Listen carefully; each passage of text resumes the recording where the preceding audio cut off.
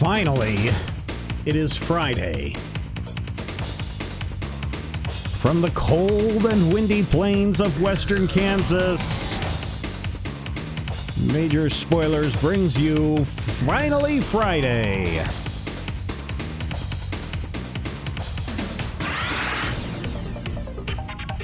Chat room filling up. Scroll Brian over there from the middle part of Kansas. Agnes all the way from Sweden, and the 1J, Michael T. From, what are you, Georgia, right? The ATL.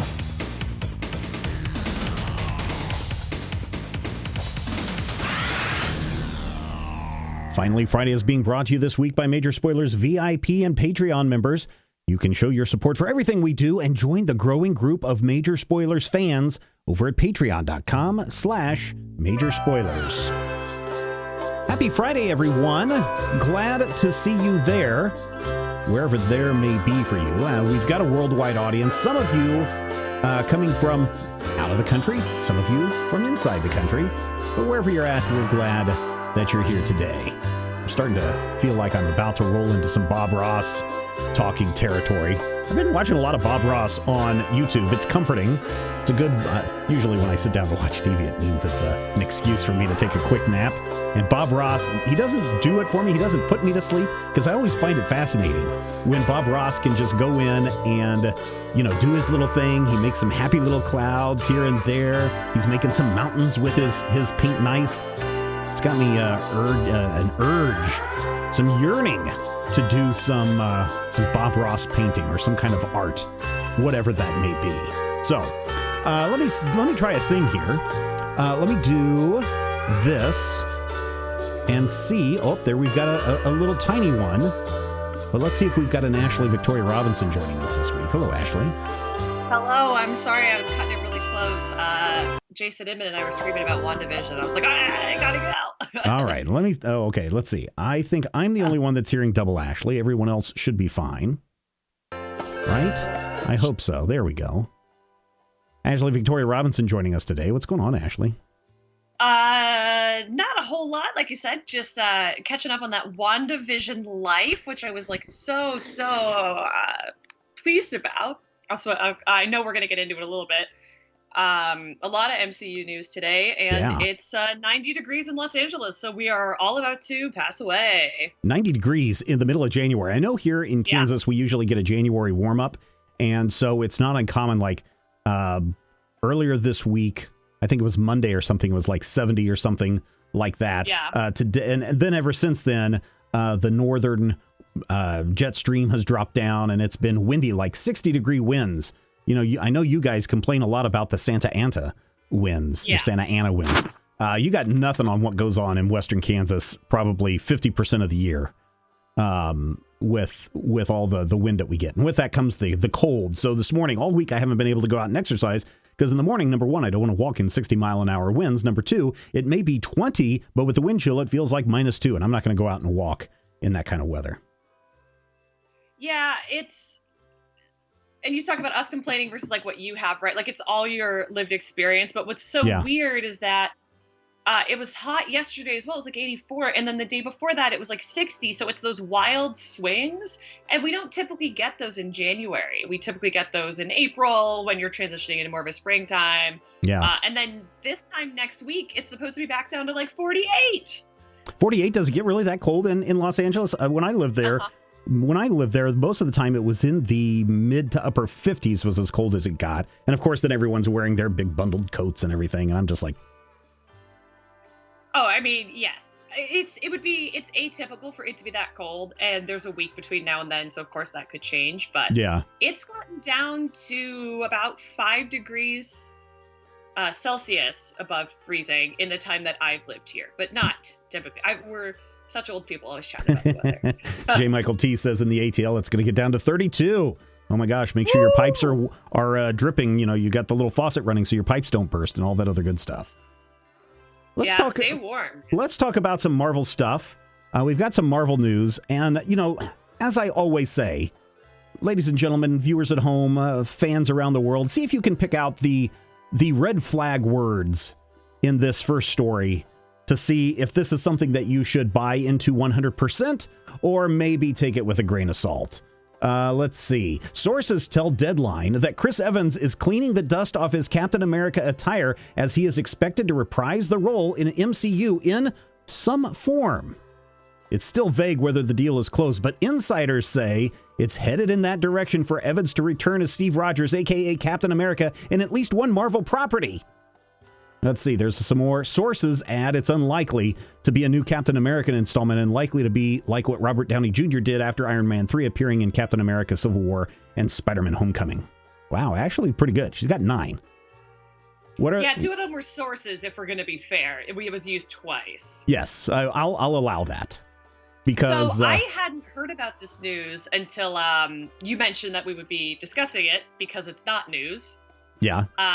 What I think this is I think this is a soft confirmation that we're going to be seeing a cameo, perhaps even some old recycled footage or never before aired footage of Chris Evans in Captain America in Falcon and Winter Soldier, which we know is coming in a couple months once WandaVision wraps up. Kevin Feige put out a statement following this, stating that, like, no, Cap made the decision. It's going to be Sam. A bunch of controversy, you know. There's a way that this article could have been broken that would have been more responsible storytelling, but, you know, Stephen and I talk a lot about the clickbait stuff, so that's what I think it's going to be, and I'm okay.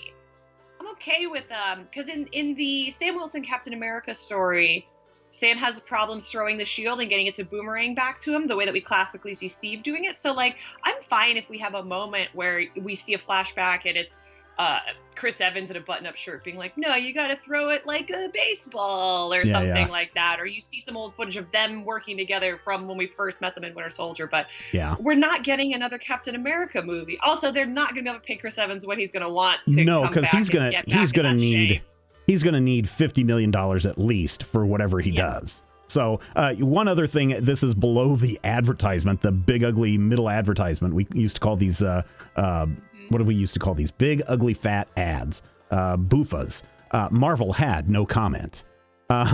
If you go to Chris... Lagna saying I was the source. How dare you? How very dare you? Chris Evans said on Twitter, news to me. Yeah.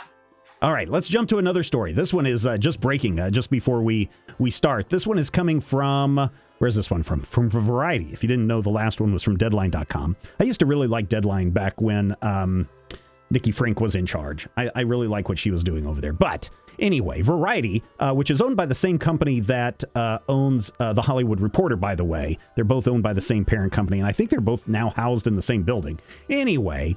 Ethan Hawke has been cast in a leading role in the Moonknight series at Disney+. Variety has confirmed with sources. The exact details of Hawke's character are being kept under wraps, but he is reportedly set to play the show's lead villain. Variety previously reported that Oscar Isaac is set to star in the series. Marvel declined to comment. Rep for Hawke did not immediately respond to Variety's request for comment. Yeah. Again... That means that an assistant or a PA or someone who's scheduled... We talked about this way back when that Batgirl movie news broke. And obviously nothing came of that. Ethan Hawke actually would not, or Oscar Isaac, I wouldn't get happy with either of them being in the Moonknight series. I think I think it would actors, but, like, someone had a meeting, someone had a Zoom call, someone sent an email. That's what sources, that's what that means. So here's your clue to quality journalism.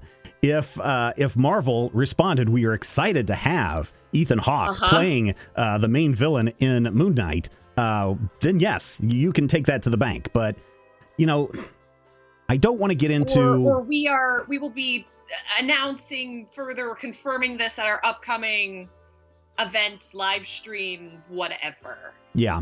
I don't want to get into the whole fake news argument, although I will say that I am once again teaching an Intro to Electronic Media Studies class this semester, and certainly things like First Amendment and libel and slander and salacious journalism is brought up. In fact, one of the first assignments that I have students do is to pick one of the lectures and create a blog, essentially their own opinion piece, just like any person in the world is allowed to do, with their thoughts on the assignment. And then after they're done with that assignment, I have some reflection questions for you. and this is a quote from the piece, so you guys can in the chat you can respond as you want. Let's see. When you're done with this assignment, please do some self-reflection. With literally millions of people creating their own blogs today with applications like WordPress and Squarespace and so on, what are the chances that your blog will be seen by anyone? What are some ideas to potentially expand your reach and get even more eyeballs to your content? How far can you go? How far should you go? When do you cross over from being a single person on a web, sharing your ideas with anyone who will listen, to becoming a serious influencer that has the ability to get your audience to buy a product, give you money, or even get thousands of people to protest? What happens if you cross the line and potentially ruin someone's life? And so then they're going to go and reflect upon that in the section. And I'm not saying don't believe what Variety or Deadline are saying. I'm just saying that, yes, these are news organizations, but they do run on the idea that we need to get as many eyeballs to this as possible because those clicks are what generates our ad revenue rate, and our ad revenue rate is what pays you, the reporter. So it's in your best interest to come up with, and I don't know if some newspapers, some websites have a person who writes the article and the editor comes up with the headline. So I don't know if that's the case at Variety and Deadline, if that's the way it is, but I think that there is an incentive to try to get stories that are not too far from the truth, but tend to be a little, maybe not 100% accurate, just so you can generate some buzz, especially with this story that happens just as you're easing into the weekend. And it's a good chance for people to talk about it all weekend long. So I don't know. It's so interesting to hear you bring up those points that you raise in your class, because something that I always loved when I was reading Major Spoilers before I became a contributor is that the opinion pieces were so well thought out and so valued, because none of us are going to be able to break things the way THR, Deadline, and Variety are going to be able to break things, even rumors, just because those are the ones that have direct contact with CAA and WME and all these big agencies and studios and stuff like that, just by virtue of how long they've been around and what they do. And you talk about, like, what is the value that you can bring and how does your influence? And it comes from your point of view. And that is something that is so lost in clickbait journalism. Yeah. And I'm not against clickbait journalism, don't get me wrong, but there is a level of responsibility, as you mentioned, that we should consider when we bring things forward. It's why on Did You Hear, I always try to say either this is my bias before I have an opinion, or these are rumors. And you can still talk about rumors, but if they're rumors, you can't treat them like they're facts because they're just not. Yep. Speaking of Did You Hear, which is over on majorspoilers.com today. Let's take a look at that really quick. Yes. Deadpool 3 coming to the MCU. What's going on with that, Ashley? So I was actually shocked by this news, although I think from a fan perspective, it's actually quite smart. From a marketing perspective, it's quite smart. Marvel has confirmed science fact that they are developing the Deadpool 3, the next installment in the Deadpool franchise. I was really surprised by this, and I posit this question in the article is, what do we think Deadpool is going to look like under an MCU Disney rule? Because they did state that it's going to be rated R, as we would expect from what we've seen, but that's very different from the types of things that we're used to seeing from a Disney Marvel. And then whether or not this is going to be our first introduction to mutants, because a lot of people are treating this news as if this is our first introduction to mutants, but there are a lot of movies and there's a lot of television shows, including WandaVision, starring a very famous mutant that we're going to encounter before we get to Deadpool. But Ryan Reynolds also reached out to a writing team, and there's 2 lady writers on it, which I was very excited about as well. My personal I think my take on it is it's interesting that Marvel is very open to having an R-rated, continue to have Deadpool be an R-rated film, which this could be Marvel/Disney's first R-rated Marvel film if it moves forward. I mean, technically they own 20th Century Fox right now, or 21st Century. So, technically they have that. But this is something that is going to open doors for them. And I think here in just a moment, as we move into WandaVision, I think there's a lot of things interesting about WandaVision too, because this is the first time that you don't have ABC or the television studios side of Disney interfering with Marvel Studios' production of WandaVision, which was a big contention, a couple of years ago, especially with Ron Perlmutter, who was still in charge of the television side and trying to make dictates and trying to muddle the waters, so to speak. Yeah. So, hey, Ashley said she used to enjoy whenever we would have these deep opinion pieces. If you are into those deep opinion pieces, I've kind of started that up again. Not over at majorspoilers.com. I'm putting those over on the Major Spoilers email list. Goes out weekly. So if you look there on the Major Spoilers website, you will see a little button that says join the Major Spoilers email list. You guys have probably seen this thing for years. It's been there. It was a great way for you to get a free bonus tracks episode of Star Wars A New Hope so that you could listen to that. But it's kind of been sitting there quiet, and the only time that I've really used it is to promote the VIP live chats and when they're coming up. But I realized we have something like 1,300 people subscribe to that email list, and it's not doing anything. So I'd like to do something with that email list in 2021. And one of the things that I'm doing is I'm going to attempt every week to have a new opinion piece that goes out about some aspect of the industry. So last week, I talked about, for those of you that got it, I talked about why the HBO Max decision to move all of their theatrical releases to digital day and date release on HBO Max was the most brilliant decision that Warner Brothers has made in the last decade. So I gave all my bullet points for that, so you can go in and read that. And I think this week, so there's plenty of time for you to jump on it. I think this week I'm going to talk about, is DC really going to be sold by AT&T in order to cut costs? And I'm going to look at it from, again, a very practical way of, I don't think it's going to happen. If you want to find out why my reasonings are for that, sign up and join the Major Spoilers email list. I know J. Michael T. said he enjoyed it, the last couple of ones. Lagna says, I'm on the email list, enjoyed the pilot and the hopefully the second one as well. I need to watch WandaVision tomorrow, says Malone Haskell, which I think is him trying to say, hey guys, get on with the subject at hand. So, Disney Plus today dropped the first 2 episodes of WandaVision on its Disney Plus streaming service. This is the official kickoff of the next phase of the Marvel Universe, and everything that is happening in WandaVision is going to kind of spill out and kind of give us a direction for the rest of the MCU in this next phase, which I believe is phase 4, if I'm not mistaken, right? Are we phase 4 or phase 5? I believe so. So we're going to try to keep this as spoiler-free as possible, but Ashley, I want to get your general impressions from the first 2 episodes. So I am avowedly not a Scarlet Witch fan, not a Wanda Maximoff fan. So I was going into this with all of that baggage, but I do love the Vision. The first 2 episodes, can't believe that they are short. Was a little surprised by that. And now, admittedly, we were supposed to kick off with Falcon and Winter Soldier, but I think WandaVision is a really good choice. The show is very unique. It's very different, and I have been dying for the MCU to give me something that's not Iron Man 1 Redux, that is very this. I think Paul Bettany is a delight because we get to see him do a little more than the classic Vision thing. Yeah. And at the end of the first one, I was like, I can't believe I like this. And I enjoy it when I'm proven wrong, and I'm very excited actually to see the coming episodes. Yeah, me too. I went into this with everybody going, oh man, there's some great comedy in here. And yes, there is some very funny moments in here, especially in episode 2 when we find out what happens when the Vision swallows chewing gum, right? That's not a major spoiler. Yep. I mean, that's just a plot point.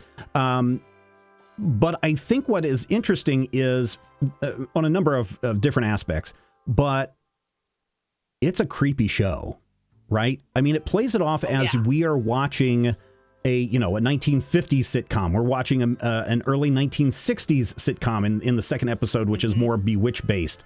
So we're watching the comedy of that. And so we're playing on the tropes of, oh, the boss is coming over for dinner, and oh, we have to help perform in a magic show at the town talent contest. For the children. For the children. For the children. But then as each episode progresses, I'll be honest, there were some very creepy moments, especially when the dinner scene in the first episode, when they're, I forget the actress's name. When they changed the way they changed the way they're shooting. Deborah Jo Rupp. Yes, that's her name, from the 70s show. Kitty from that 70s show. Yeah, that's right. I love her. she was such a good pull for that episode. Yeah. And she does make an appearance in episode 2, but it gets very creepy. And then you start to wonder, okay, what is really going on? Yes, they're shooting everything in black and white like you would expect these late 50s and early 60s television shows to be done. Yes, they're shooting it in 4:3. Oh, what does that little blip of color mean? Oh, what does that color object mean? What does the symbol on that colored object mean? What does it mean with all of these voices that are coming in? What does it mean when you see the guy crawling out of the sewer in this? And then you start to really wonder what the heck is going on in this show. And then, of course, at the end of each episode, you kind of get a little bit of hint as to what's going on. But I like this, that it's layered and that there's some bigger conspiracy that's going on besides, what most of us assumed was that they were playing off the House of M, and Wanda has gone a little maybe mental impairment following the loss of the Vision in the MCU movies, which, could still very much be that way. Stay off IMDb if you don't want to be spoiled, because they fully spoil what that symbol means, who those people are, who belongs to that organization, who you think is just playing a townsperson. So if that is something that people are concerned about, just be cautious on that. Be cautious on some of the early casting announcements, because your mileage may vary where that comes from. Without looking, I'm going to guess that there is a 3-letter organization involved in this. Although there is another symbol that does pop up, but I have a feeling that there's a 3-letter organization. You think it's the 5 letters? Okay, well, I mean, I looked at IMDb, so okay. I know. Well, just with the person who crawled out of the sewer, and with the fact that a lot of people always say, "Oh, we associate these costumes with this," and so I'm like, "Oh, maybe it's a 3-letter organization." So that character isn't credited. So there is a chance that the 3-letter organization is involved.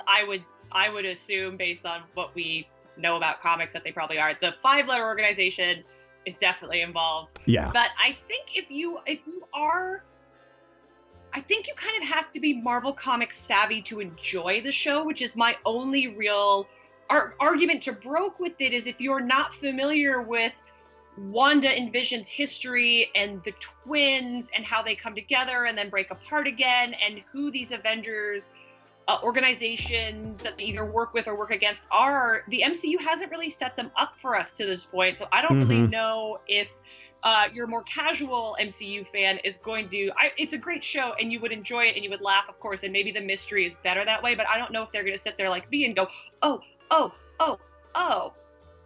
Yeah, and that's fine. I'm very, very, very, very curious about where this is going to go. I'm going to try to avoid as many spoilers as I possibly can in this, although now I'm very interested because I know what the symbol on the side of that one thing is, which is interesting, but I think what we have, and honestly, this is probably not a spoiler, this is me speculating, what I get from the first 2 episodes, and that you will too, is that Wanda has been captured and someone is torturing information out of her, and she has put up barriers to protect her from coping with the loss of Vision, right? And in the meantime, her friends or friends of friends organizations are trying to bust in and get her out. That's how I look at it. Meanwhile, there are other people trying to get secret, shield information out of her. That's the way I look at the show from the first 2 episodes, and I don't think that is too spoilery. I don't think so either, and I think that for me the interesting mystery that's going to be wrapped up in this, or maybe left open ended, because this is going to tie right into Doctor Strange. We already know Wanda's going to appear in Doctor Strange. Is if Vision becomes fully functional once again at the end of this, because we know Paul Bettany has a contract that's not up yet. So it's just a matter of time of when and how he reappears. And I love Vision, so I'm like, give me more. When does he come back? Give me. Yeah, I thought the acting was really good. I thought the fact that they're paying attention to a lot of detail, trying to recreate a lot of the television effects. Obviously, there's a lot more digital effects than maybe doing the practical effects like we would have seen 20 years ago. I think the stuff in the kitchen, though, was pretty practical. That's the one thing that I was looking for, to see if there were any wires.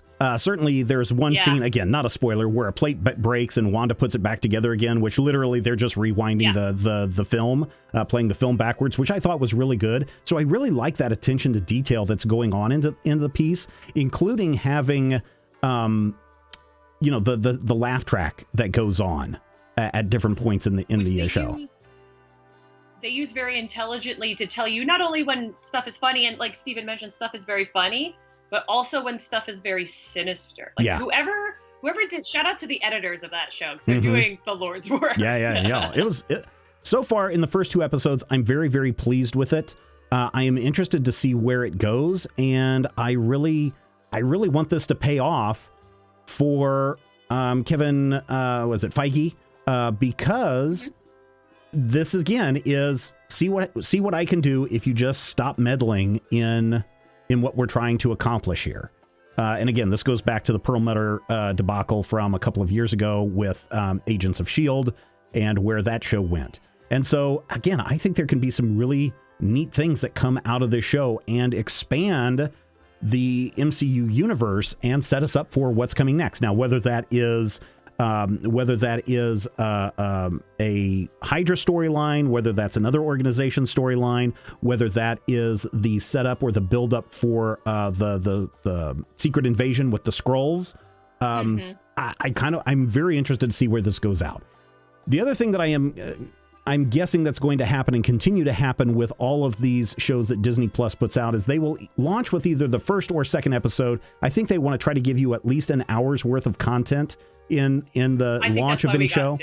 And then every week they just continue to release a new episode. I used to hate that. I used to love what Netflix does by dropping everything at once. In fact, the new Lupin series that's on Netflix this week is fantastic, and I'm watching every single episode. Highly recommend it, Ashley. It's a French-speaking film, so a series, so you can go in and watch it in French, or you can watch it dubbed. Subtitles. There you go. So the bottom line for me is I see something really awesome happening here. I hope it's able to continue. I absolutely agree. And I just want to say shout out to everybody who is watching this live, because reading your comments is giving me life, and reading everyone's theories. If this pulls it off, I'm going to be, because I've been like tentatively excited for the shows, I'm going to be very, very excited to see what's going on here in the TV world of the Marvel Cinematic Universe. Yeah. Very, very cool. Well, that is where we have to wrap it up this week. Ashley Victoria Robinson, thank you for joining us. And please let everyone know where they can find you. You can find me on Twitter and Instagram at Ashley V. Robinson. Please send me cute pictures of Vision, because I love him so much. You can hear me on Major Spoilers Podcast every week. And if you just go ahead and subscribe to the whole feed, then you can get Geek History Lesson there as well. We're doing Vision this coming week. So we're doing complete character history on the Vision, which is going to be a ton of fun. I co-host that with Jason Inman, who is putting out a new Kickstarter on the 19th called Super Best Friend. And I know he's also coming on MSP to check that out, promote that as well. So please support Super Best Friend, follow me, and stay safe, my friends. And speaking of the Major Spoilers Podcast, next week on the show, it's Wonder Woman 1984. We're going to go into full spoilers. It's been out for a month. We're going to get reactions. We're going to talk about what we liked, what we didn't like, whether the movie is a success or a failure, debate based on everyone's opinions.